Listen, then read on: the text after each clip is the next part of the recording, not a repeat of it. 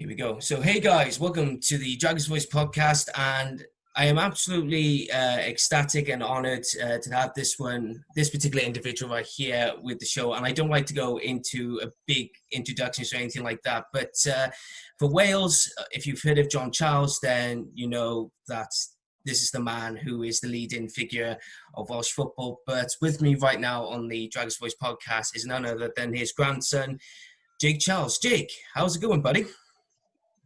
Yeah, good mate, good to finally get in on the podcast with you. Yeah, I know it's been a while. It's been a couple of weeks because we've had other commitments and that. So it's good just to sit down, have a chat about football, your family, and everything. And I'm really looking forward to what you have to say as well as a footballer yourself.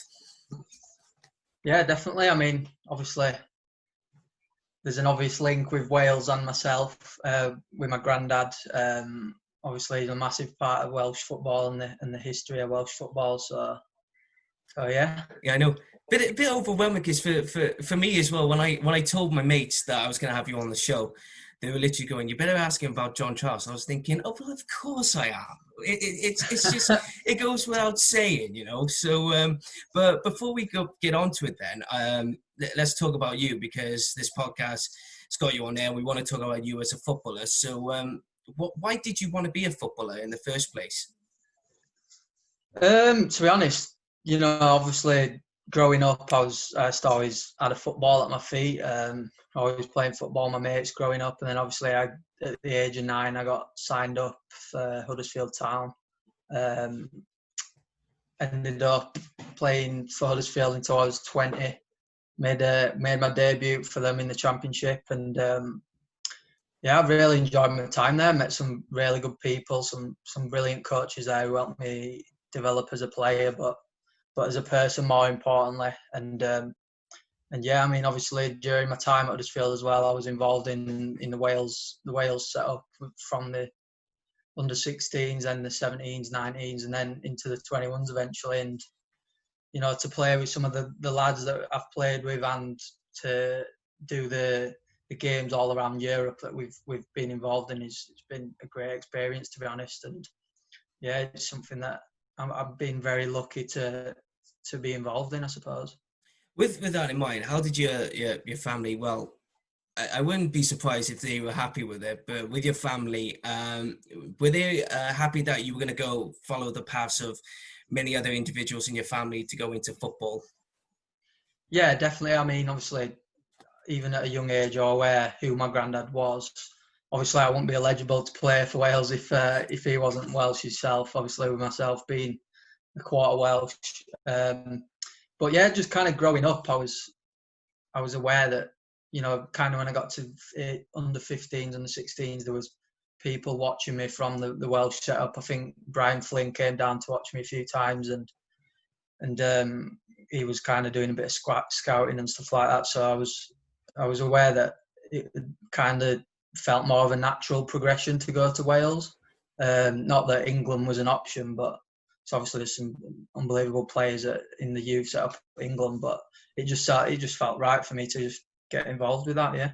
Yeah, did you feel it was right because of, like I said, I don't want to keep using it as a cliche and everything, but because like most of your family have played for Wales and everything, did you feel like that was the right call just to follow the footsteps and say, look, I've had family played for Wales, it seems right to go and play for Wales as well? Yeah, definitely. I mean, obviously the history of my family is a big part, but I don't think anyone would turn that opportunity down to play international football, regardless of who the family member was. I mean, I heard myself the call up like on merit. You know, you don't just work your way through football on your grandfather's name. It's not like that at all. I mean, I've had to work hard and luckily at the time I was performing well, and I got the call ups to the squads. With that in mind as well, because you started your career at Huddersfield, were there any suggestions of going to any other football clubs apart from Huddersfield? You know, because you know with the family history, you got your Cardiff, your Swansea, your Leeds, and everything. Were there suggestions, or did you think, "Nah, Huddersfield to me, it's a decent club. I like Huddersfield. I'm going to stick to that." Well, when I was, like I said, I signed when I was 9 or 10 at Huddersfield. I mean, at the time when I was playing in, football tournaments with my local team, um, Leeds like offered for me to go into like the shadow development squad, but Huddersfield had offered me a contract. So for me as a young lad, I just kind of thought, well, Huddersfield are offering a contract, so let's just take it. Rather than going through the old trial thing where you can be trialing for even a long time at a young age. So it just felt right to sign for Huddersfield, I suppose. And then as I got older, to be honest, we obviously played against Cardiff and Swansea and played against some of the lads who I ended up being in the Wales setup with, but there were never really any type of interest to go there or anything. It was kind of just, at the time I was doing pretty well at Huddersfield as well, so I felt pretty settled there. So, going on today, then you're playing for, if I'm guessing, Farsley Celtic. Where are they at the moment in the league system? So obviously, well, if I'm going back, obviously I left Huddersfield when I was 20. Just wanted a new challenge, I suppose. I was not in the manager's plans, and I'd only made one first team appearance. So I ended up moving to Barnsley. Signed for Barnsley. I'm still getting called up for Wales, but I wasn't really in and around the first team. I was still in the development squad, and to be honest with you, it was kind of a tough time for me at Barnsley. I suppose I had some problems in terms of like my belief in my ability and confidence. Ended up falling out of love with the game a bit, and because I only had a year contract, I didn't really have time to make them, not mistakes, but it was something that happened. But I didn't have time to recover when it was too late, kind of thing. So obviously ended up dropping into non-league with Stalybridge. After Stalybridge, joining Stafford Rangers, where I ended up for the first time, playing in a men's football environment, playing week in, week out, and managing to score a few goals. And then, at the end of the season just gone, the Farsley manager rang me, and then it just felt like a no-brainer to sign for them, really, with it being in the Conference North, which is the sixth tier of English football, and it's on my doorstep in Leeds, so it just felt not right, yeah. Let's go on to the main juicy part then. It's obviously your grandfather then, and so funny enough, you and I are born in the same year. We're born in 1996. Yeah. So even though I look a bit 30 odd or something like that, but growing up with your grandfather being John Charles, of course, many people, a lot of Wales, people from Wales, they look at your grandfather as sort of, I don't want to sound over exaggerating or anything like that, but they looked at him as like a god kind of way because of how much, he brought a lot of success with him, being from Wales, being from Swansea, and he did well with the Wales squad, helping them get to the quarterfinals of the World Cup and everything. But to you, he was your grandfather in the Welsh terms. He was your bamp. What was he like as a grandfather, just growing up? If you can remember bits and pieces or anything. Yeah, I mean, obviously, when I think I was 9 or 10 when he passed away. Obviously, he was very, very ill at the time. All I can remember from when I was growing up was just how big he was when I'd met him on the odd occasion, how big he was and how deep and Welsh his voice was and how big his hands was. I mean, obviously I hear a lot of stories from people who I meet and they tell me how, he was a great player, but first of all, he was such a nice man and he had a lot of time for a lot of people. So I think that kind of lets me know that, what type of person he was and stuff. So, yeah, obviously I wish that I did have, a chance to pick his brains in terms of football and get some tips or what have you. But obviously it didn't happen that way. So yeah. Have you been booked at all in your career so far? To be honest, I think I've only had one or two, but it's still more than he had, isn't it? You disappoint? No, no, that's it. No, Oh, it yeah. was because that's the only thing about your grandfather was that Yeah, he was called I can't pronounce it in Italian, but he was called the Gentle Giant. yeah. In Juventus. But that must be bonkers though, just to have like a grandfather, to play for Juventus, play for Leeds United, who are on top of their, I mean, congratulations to them now. They're back in the Premier League, but they were big gigantic clubs back in the days of when your grandfather was playing. But do you know when you were ever in the presence, going to visit him? Like you said, he was a tall man and everything, right? But is there any particular fond memory that you keep hold to go, man, that was a good time, good time. Well, it lasted while he was alive.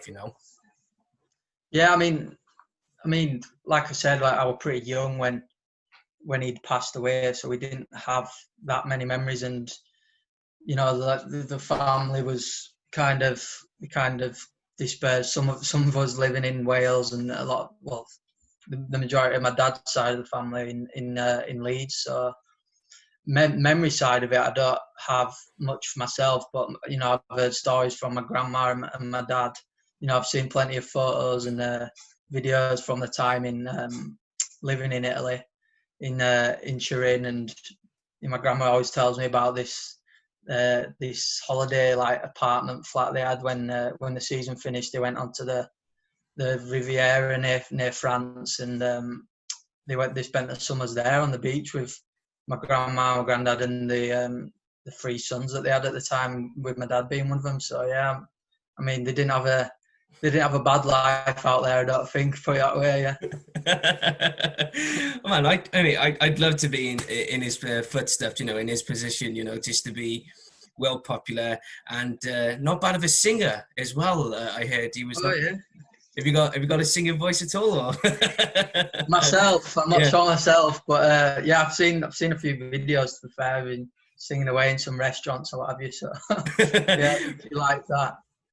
So it's probably going on to mention, between England and Wales, because obviously, I think your grandmother, she's from England herself. Is she? I don't want to Yeah, give her, because with that in mind, there's not only just your grandfather, it was his brother, your great uncle, which was Mel Charles, yeah, and also I think it was his son, Jeremy Charles. They've all played proper Welsh family football royalty there. yeah. It's absolutely mad. But did you even though when your grandfather passed away, did you keep in somehow in contact with your great uncle and your cousin in that sense, or Yeah, I mean, obviously, my dad's brother Mel, sorry, my granddad's brother Mel, passed away not long ago. So quite a few of the family went down for the funeral. I think at the time I think I was training, or I think I might have had a game or something, so I couldn't go down. But we've been in contact with that. I mean, it's when you live far apart, it's hard to keep in touch sometimes. With Jeremy, I've when I'd played a few times for the Wales under 19s and 21s and stuff. He's messaged me a few times just saying well done and keep going, what have you. But in terms of like meeting up and stuff, it's been hard. I suppose it's not happened because of the distance that everyone lives apart now.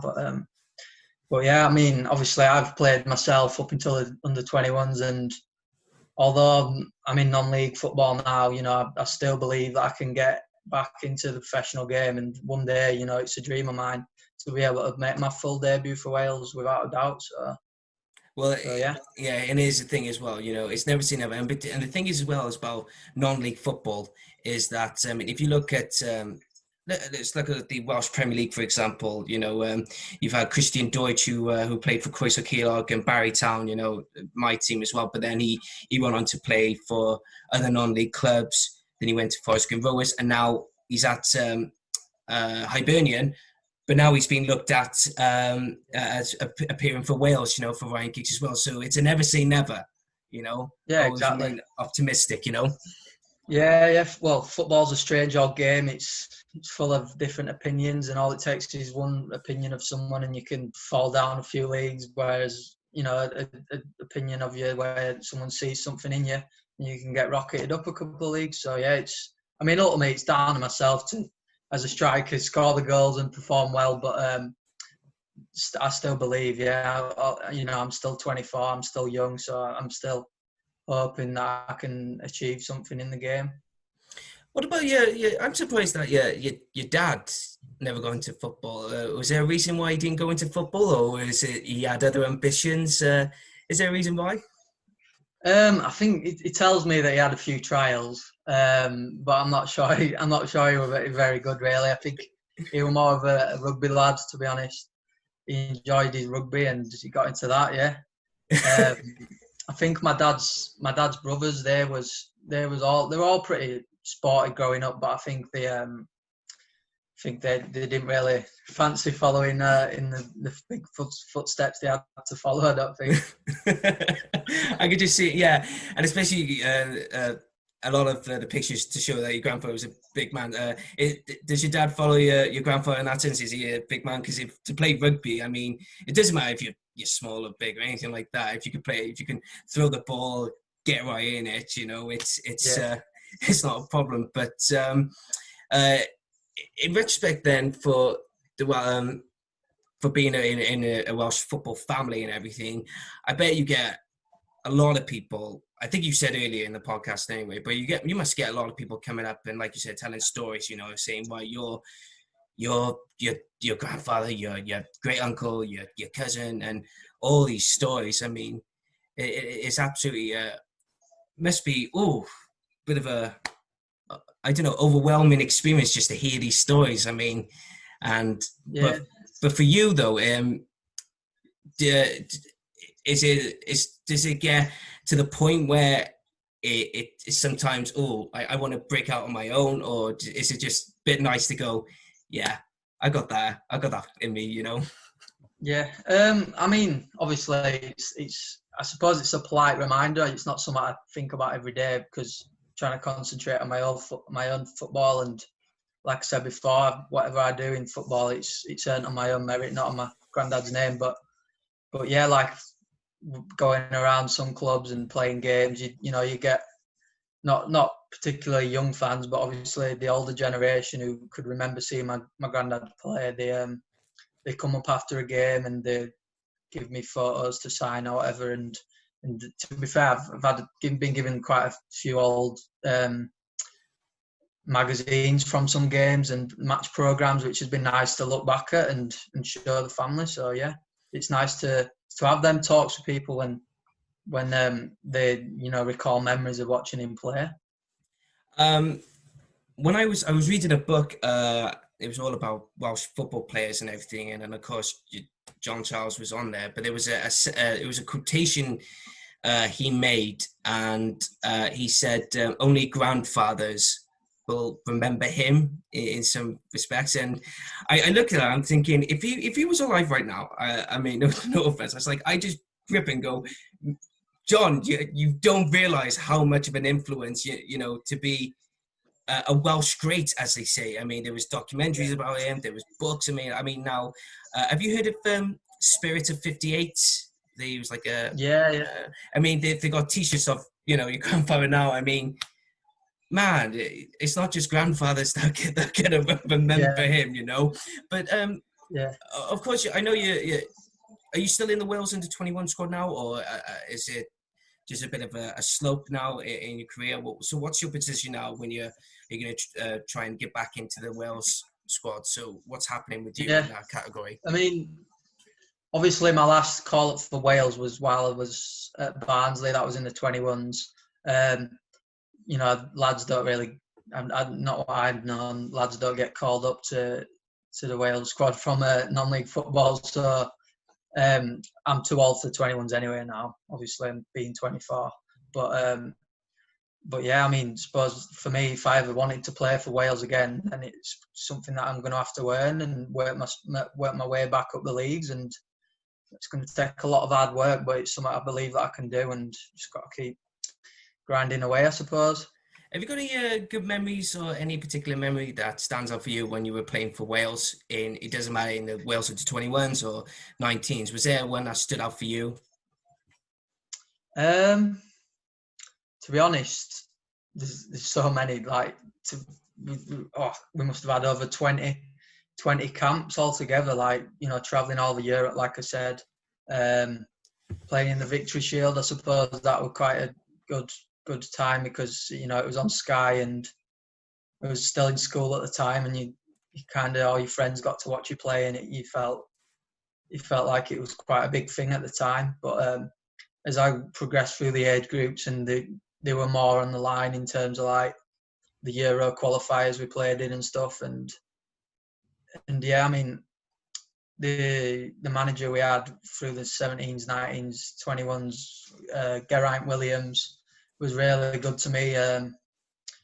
He was, even when I had a few personal problems, one of my good friends died, he allowed me to leave the Wales camp to go and spend some time with my friends and family, and then even let me return at the end of the camp for the last game in, I think it was in Romania, and ended up scoring on that game as well. So that was nice, to like a special moment for myself to get that goal for my friend who passed away. Yeah, so that's quite a good moment. Yeah.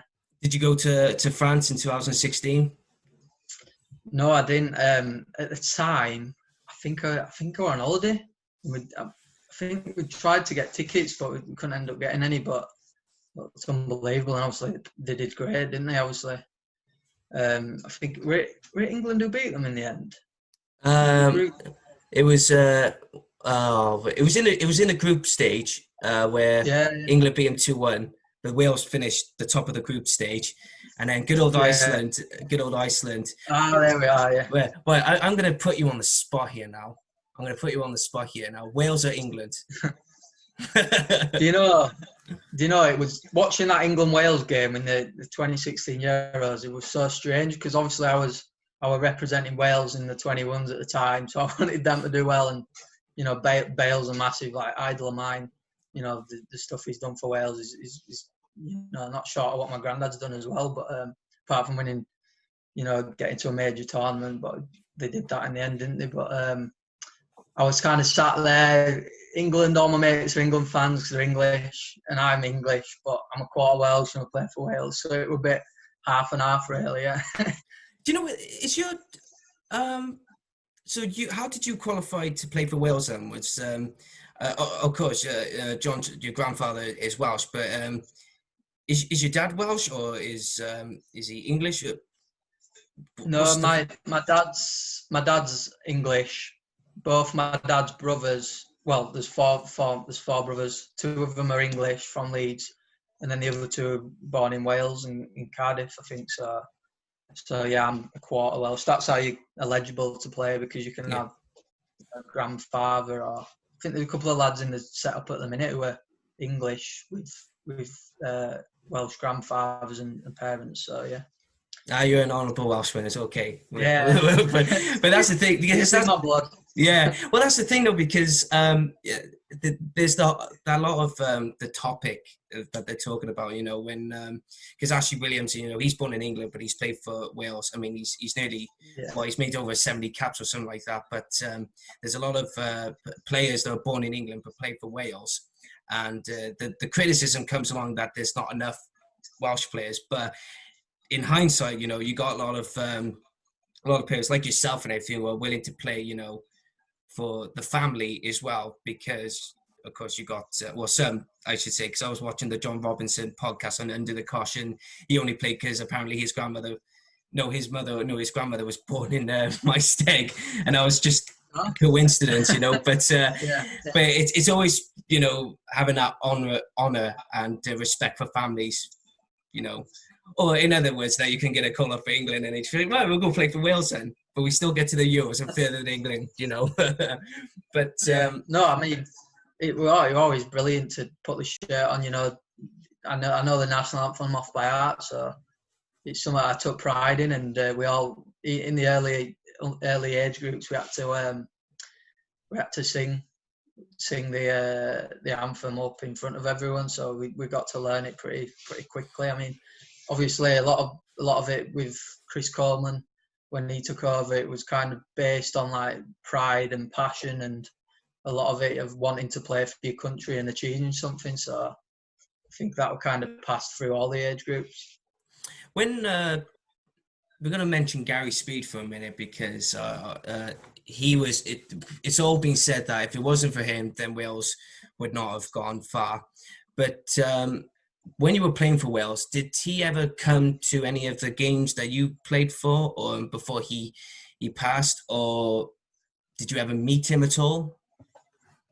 Yeah, I mean, I think it was the under-16s. We had a training camp in Cardiff at the Welsh Institute of Sport, and myself, I was getting my ankle strapped, and he walked into the room, and I think the physio or someone must have told him who I was, like who my grandfather was, and I ended up having a chat with him for about 10 minutes, and he said how when he was an apprentice at Leeds, and they were, I think him and David Batty or someone was cleaning some of the first team players' boots, and my granddad had walked down the tunnel or the corridor, past the change room, stuck his head in and said, "Make sure them boots are nice and clean, lads," like that. And he told me when he went, he said to one of the other lads, who went, "Who was that?" Like that. And all the lads are like, "Are you sure? Like, you know who that is?" We're like, we're stood in his stand right now at Ellen Road, obviously. Yeah. And he told me about that, and he told me numerous occasions at Leeds how he used to come across him, and how, like I've said, how much of a massive like man he was, and how much of a nice person he was. Yeah. So yeah. I had, I mean, for Gary Speed just to go, who is that? I mean, you're from Wales, mate. Come on, you must have known. But it's the legacy, from John Charles, and but it's like I don't know if when it's like a lot of people say to me, I take a lot of my traits from my grandfather. I call him my bamp because it's the Welsh way, but my bamp, I get a lot of traits from him. Does your dad ever say to you, "Oh, you get that from your grandfather"? You do, or do you get that from him? Does your dad ever say that, or? When I was growing up, I played quite a few games on the wing, but my dad always said to me he thinks that I'll end up being a centre forward, like my grandfather. And as I've started to play more games, even in non-league football, I've started to learn to time my headers more, and I'm winning more balls in the air, which is obviously something he was very dominant at, in the air. A lot of times people tell me that he used to go up front and score a goal, and then go to centre half and stop the other team scoring. So yeah, I did some research about John Charles, and there was one I can't remember. It was like an Argentinian or Italian striker that he played with, and he was such a rascal. And John Charles would not toughen him up, but put him in his place. And but I've heard that he was your grandfather was very professional, very he showed a lot of respect, and he demanded respect as well. And if any one of his, not just opponents, but any of his teammates were out of line, he'd always be the one to level them, sort them out and everything. And it was this footage, and and it was this put him in line. And I said, that's the Welsh way. That is definitely the Swansea coming out of him. But I can't remember his name. It's gonna bother me. But all I remember is he was like a mischief player. And all I seen, even though he was a gentle giant, all I seen was he came up and he just smacked him across the face and went, "Don't do that," and then just put him in his place. And I thought, that is a player, Yeah. Are you gonna do that one day in the modern game? I don't know that. There's some massive centre halves I come up against. They might slap me back if I clap them. I'm getting sent off though. Yeah, it's like it's all right. No, but with going into the family again, I want to go back on that. It's a bit of a struggle, with trying to meet up and everything with the family. And I know because you being a footballer and you having to play for Barnsley or Huddersfield or even York, you had a bit of a couple of games with York. Was there any family gatherings, planned gatherings to meet up at certain areas or certain points just to get the family together? To be honest with you, they wasn't. I mean, it'd have been nice to, but I think over the years, the family's just, like I said, the distance of it, and it's kind of just grew apart. I mean, we recently went down to my cousin's wedding down in Cardiff, so that was nice to see quite a few of the family and see my dad's brother and stuff. But in terms of like my granddad's brother Mel and Jeremy, we hadn't had much time with them, to be honest. No, but it'd have been nice to do that. Yeah, I suppose to pick their brains on the football careers and stuff, Yeah. and get some tips, like I said. With York, let's go on to York for a minute. It was only 2 or 3 games, probably a bit more cup. I don't know if you played any cup games or anything, but what was your short spell at York like for you? So I think I joined York I think it was a month or 2 on loan over Christmas. Obviously my first real proper taste of training first team and playing. I played 2 games, and it was at the time York were bottom of the National League, so they were just throwing everything at it, really trying to fight to stay in the league. And I think probably at the time I wasn't ready for it, because I got kind of brushed aside pretty quick. And football's a very fickle industry. If you don't fight and if you don't perform, then you end up getting left behind. So I think it was a harsh lesson for myself, really. But it's something I've learned from now. And like I said, I'm looking to get back into professional football, as soon as I can. But it's going to take a bit of hard work and dedication to get there. I got a final question for you now, and it's, how would you describe you as a player and in the position you are in? I always say to a lot of former players, how would you look back on your career? But how would you look back so far in your career, and what are the plans for you in the future? So, I mean, I'm only 24 still, but in terms of my career, I haven't achieved anything yet. I've still got aspirations to, like I said, to have a proper professional career in the game. But it's only going to happen if I work hard and I score the goals as a striker. I think the main thing I've learned, like I said, when I've fell out of love with it a bit at Barnsley, but the main thing is just enjoying your football. And if you're enjoying your football, I've found I'm usually playing well when I'm doing that. And it's kind of finding that enjoyment out of the game and see where it takes me, I suppose. And actually, no, this is the final question now. How would you describe your family's legacy? Well, how can I say that? Well, obviously 3 of them have represented Wales. I mean, it's obviously, like I've said before, it'd be a dream come true for myself to be able to do that now. But it's a dream at the minute, and it's something I've got to work towards.